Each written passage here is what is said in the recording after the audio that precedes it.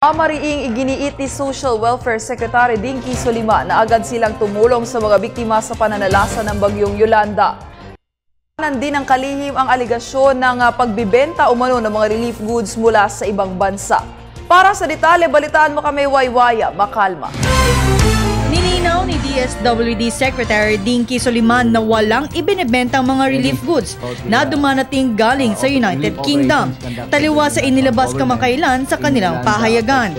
Sa 18 araw na itinagal ni Soliman sa Ground Zero ay kanyang inilahad ang kanilang ginawang aksyon kahit bago pa man maglandfall ang bagyo sa Visayas. Kabilang na ang lahat ng sakripisyong ginawa ng bawat ahensya at maging ang mga empleyadong kasama nila, mapabilis lang ang paghatid ng tulong. Bagamat aminado si Soliman na walang sistema sa unang 3 araw, ito dahil sa laki at tindi ng iniwang pinsala ng bagyo, partikular na sa Tacloban.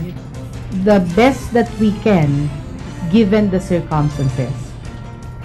What do I mean by that? This is the first and strongest ever in the world in the past 10 years.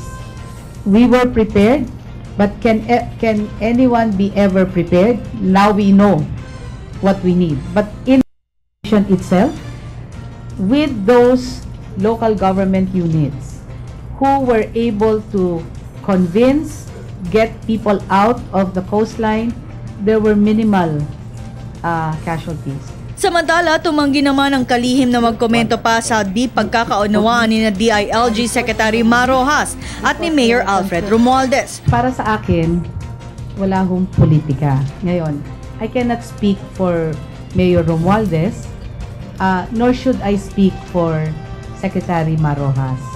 Tuloy-tuloy ang pakikipag-ugnayan namin ng national sa lokal na pamahalaan. Bagkus kanyang tiniyak na hindi iniwan ng national government ang mga Taclobanos. Mismong sina Defense Secretary Voltaire Gasmin at DILG Secretary Mar Rojas ang personal na gumagawa ng paraan upang maihatid ang tulong sa mga nasalanta ng bagyo. Si Gasmin ang nagbigay ng isang sistema upang mapabilis ang paghatid ng tulong at pagmamando ng mga air, sea at land assets na kailangan sa Visayas. Lahat kami nakatutok para tulungan ang mga tao. Kasi naman pwedeng, look, all our egos are smaller than the problem. And that's the attitude I think that Secretary Ma is taking, Secretary Volz, all of us who were there and were criticized.